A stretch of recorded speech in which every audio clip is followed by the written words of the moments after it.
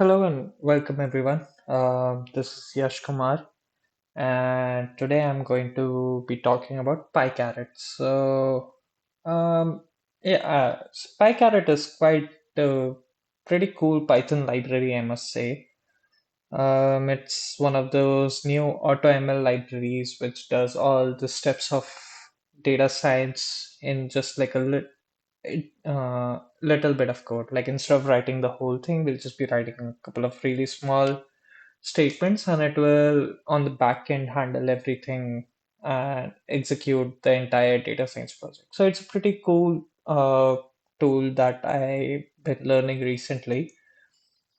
And and it provides all these different uh, I don't know, I guess I'm not sure if the right term is sub-libraries, but like within the libraries there are different sub-libraries for regression, classification, anomaly detection, and so on. So yeah, I mean, it's able to do all these different data science problems.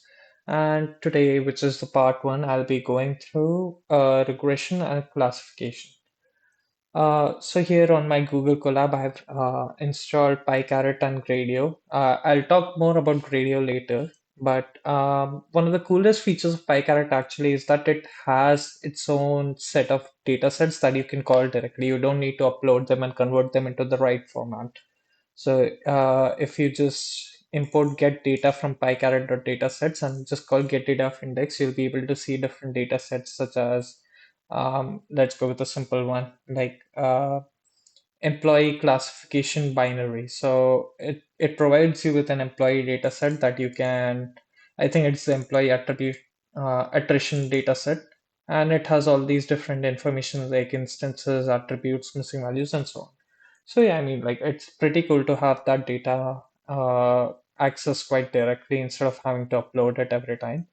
So in this case, I went with Boston housing dataset, which is one of the classic regression datasets, and I set the target value to median value. So yeah, I mean, we have this data. So one of the first steps is like we import from PyCaret dot regression all of these methods that it provides, and one of those is regression experiment, which is just let's just put it this way: it's an object-oriented way to do this. You don't exactly need it each time, as I'll show in some other cases in maybe the next part. But like regression experiment basically just pulls in a class for this, and then we can call all these methods instead of storing them somewhere else. We're just calling it using this object.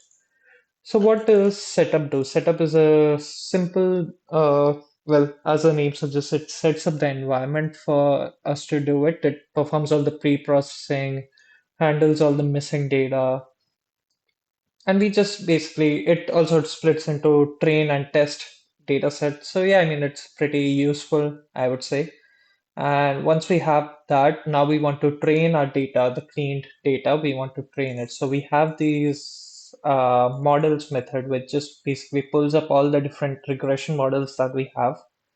And as you can see, linear regression are the most common ones, lasso regression and so on, k-near neighbors, decision tree. There's a lot of regression algorithms available to us.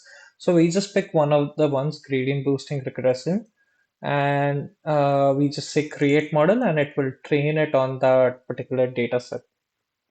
So now that we have that model, as you can see, it is able to come up with all the different metrics, uh, like R square, root mean squared, uh, and yeah, so on. So now that we have trained, this actually did it in 8 seconds as well, which is pretty cool.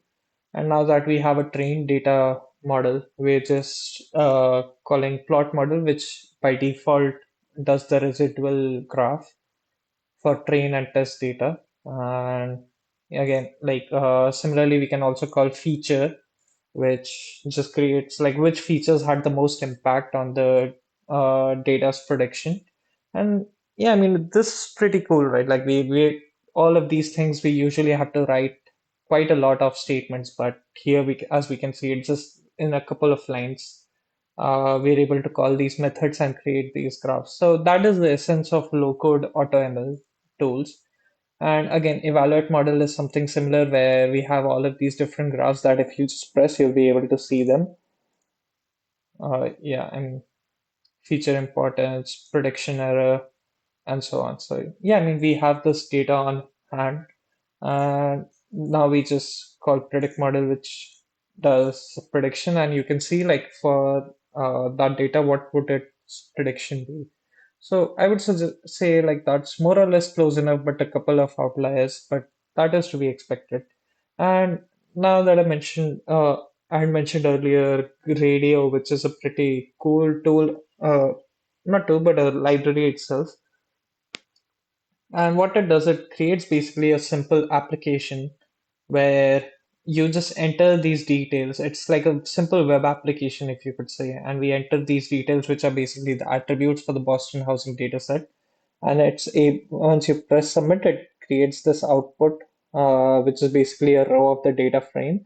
And it has prediction label 29.73. So I think that's multiplied by 1,000. So about $30,000 is what it's predicting with these attributes provided. So again, it's like a really useful tool to create a simple UI on your ML projects. And again, like we are able to save this model and load it later, and it visualizes it quite nicely how the pipeline works. Yeah, I mean that's for regression. Similarly, we also have classification. So the two types are binary and multi-class classification.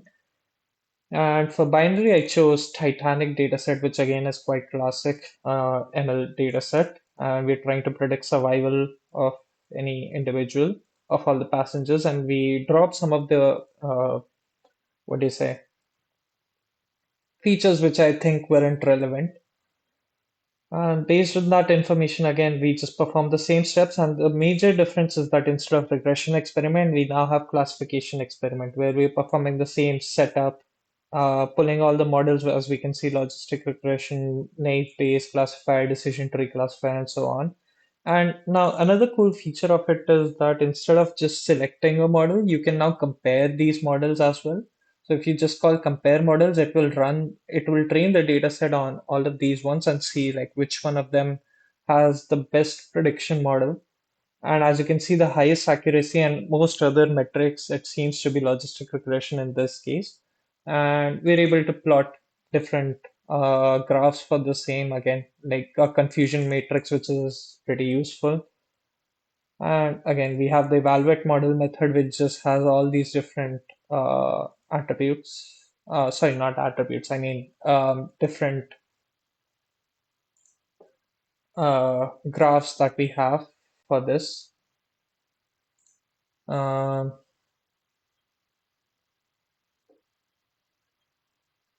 okay, not sure. Might just have been a runtime issue, but anyways, yeah. If we open feature selection, I'm interested to see how it works with feature selection.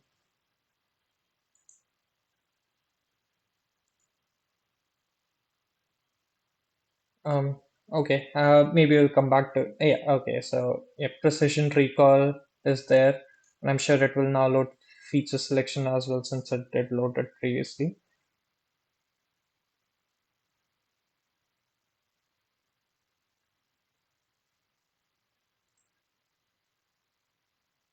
Okay, while it loads, maybe I'll just quickly talk about the rest of, okay, yeah, number of features selected. As we can see, it has like a score regarding uh, that. So, yep, pretty cool, I'd say.